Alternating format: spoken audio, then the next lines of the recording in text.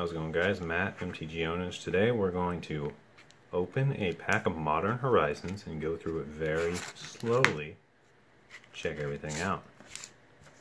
Now, this is content. Agree, disagree, doesn't matter. And yeah, I feel like this set has aged quite well. I love this set. These yeah, I don't know how much to talk about. Let's get into it. Let's open this up and see what we get.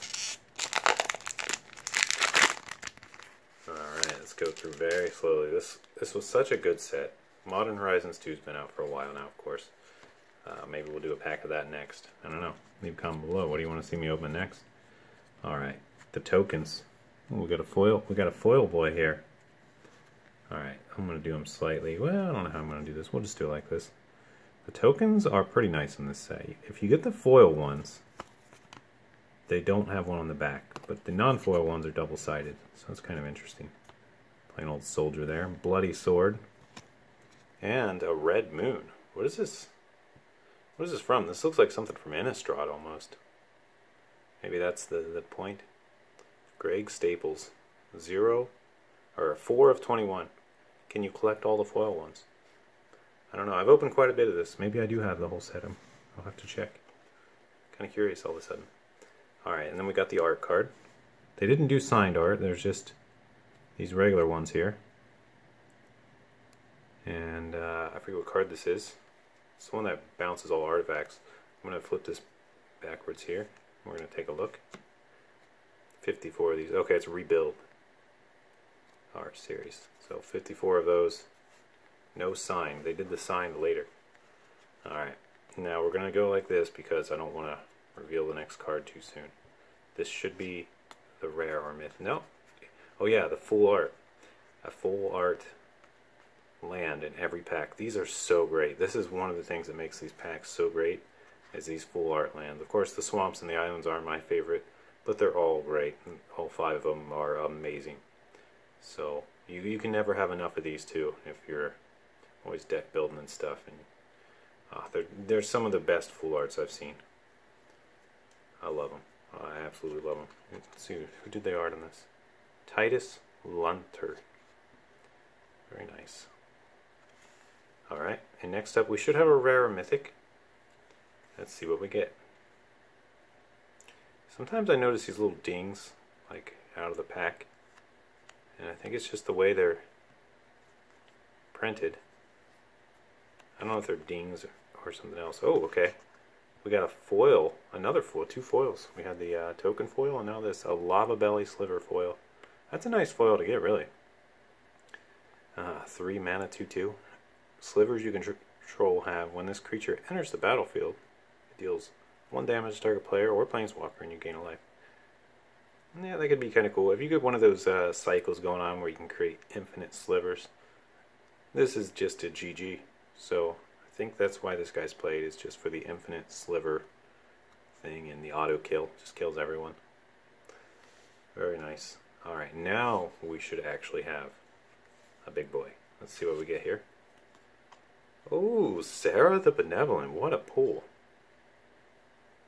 Nice planeswalker. Look at that art though. That is very nice. Magelia Venvu. I don't know how to say her name. Villenvu. Sarah the Benevolent. A 4 mana planeswalker mythic. And her +2 creatures you control with flying. So I guess she goes well in like an angel or a bird deck. You get +1/+1 until the end of turn. -3, create an angel with vigilance. 4/4 flying. Basically Sarah's angel. So this is so much better than Sarah's angel. Because what Sarah Angel, sorry. Sarah Angel was a 4/4 flying vigilance for 5 mana. Now you can get a planeswalker that can pump out a Sarah Angel right away and still have a loyalty left to continue doing shenanigans for 1 less mana. Oh, how the power creep has accelerated. And what is her ult? -6. If you get an emblem with, if you control a creature, damage that would reduce your total life total to less than 1 reduces it to 1 instead. Oh, it's like the enchantment Worship. And wow, this is a very strong card. Clearly it belongs in a certain deck, but you could always just -3 right away and get that 4/4 angel to protect her So that makes her really strong. Really strong. I don't know if she's played in Modern at all or anything. Probably not quite strong enough for that, but very fun card. Alright, let's go through the rest. The regrowth reprint. I don't see many people play regrowth. I think there's just better cards for cheaper. But any card back from your graveyard to your hand for 2 mana. This has been, you know, it was printed alongside what, Balance, Demonic Tutor, and there was a blue one, and I don't know, Disenchant maybe was the white one. But yeah, there was classically these 2 mana cost sorceries that every color had.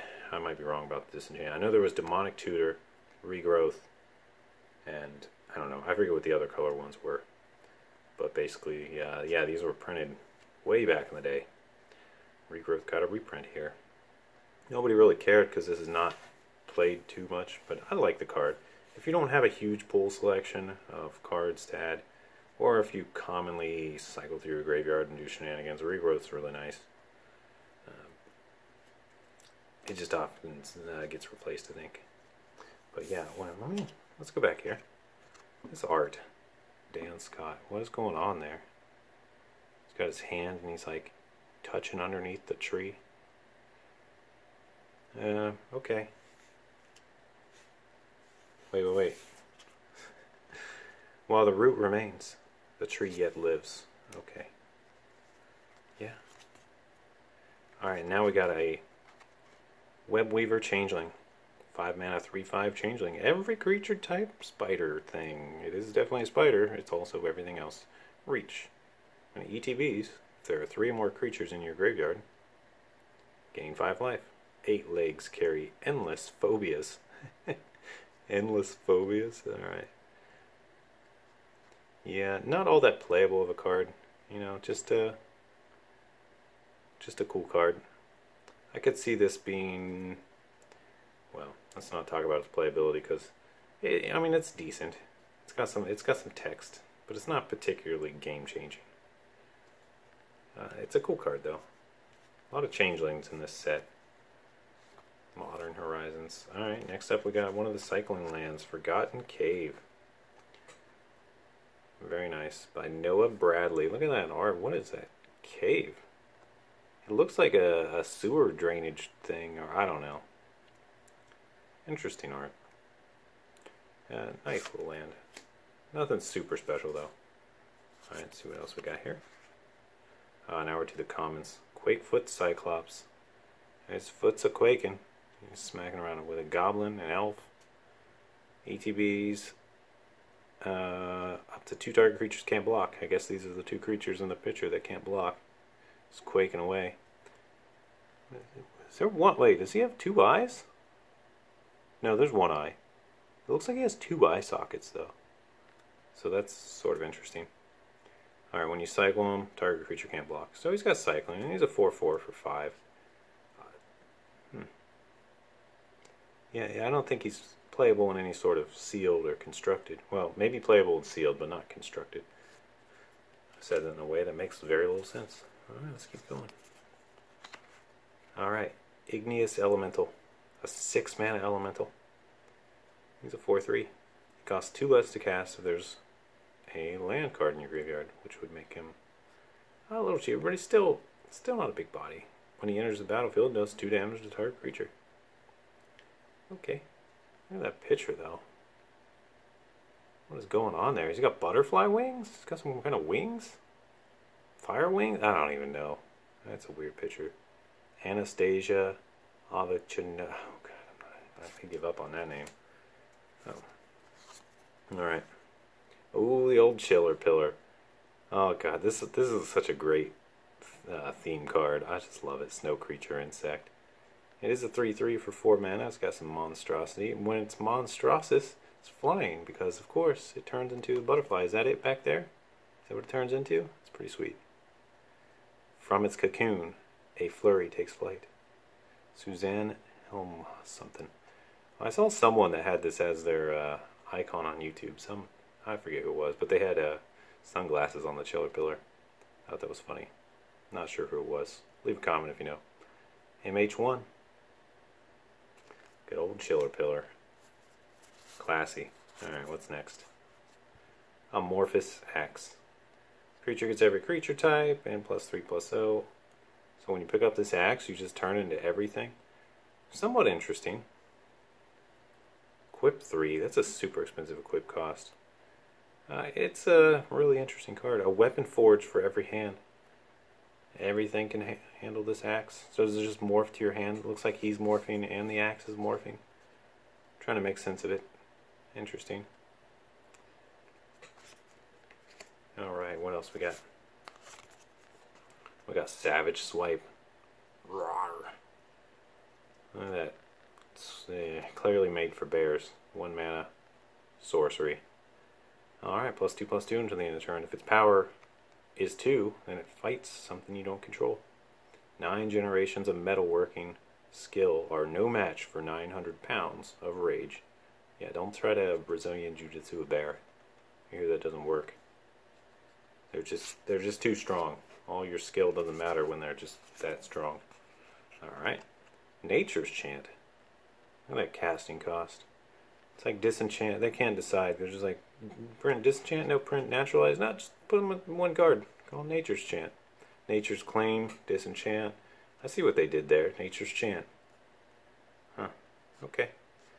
Plant every sword. Embrace every soul. Plant every sword. Like it's a tree? It is turning into a tree. I guess that's what they're doing. That's kind of confusing. You'd think it'd be destroy, but they're just turning into a tree. It does say destroy. I don't know. I feel like they just gave up and was like, just whatever. I don't even care anymore. Just get the card out. Alright, Rhyme Tender. This is a cool card. She's really tending that rhyme. 2 mana, 2/2, Snow Druid, Human Druid. Untap another snow permanent. A nice little creature there. We're down to the last 2. The Headless Specter.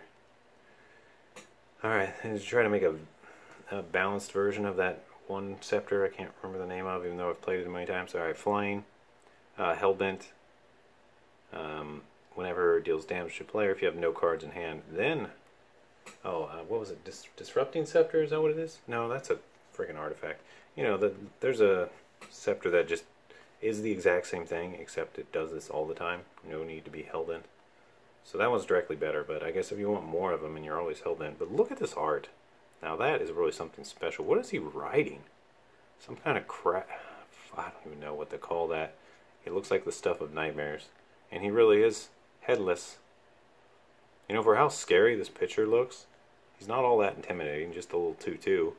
And like 90% of the time he's going to have no abilities because being hellbent is not where you want to be typically in this game. It's generally a bad situation. So, alright, and then last, Soulstrike Technique. Enchantment for 2 mana. Look at the fist. He's really striking with his soul? Or is he striking a soul? I don't know what's happening there. +1/+1 in Vigilance. If it dies, manifest top card of your library.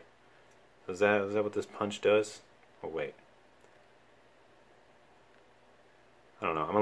I'm a little confused by how that equates.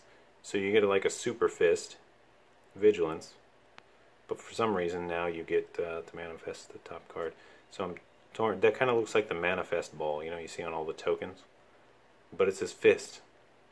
So I don't know. It's just like a conglomerate of stuff happening there. Not a particularly great card, but kind of cool nonetheless.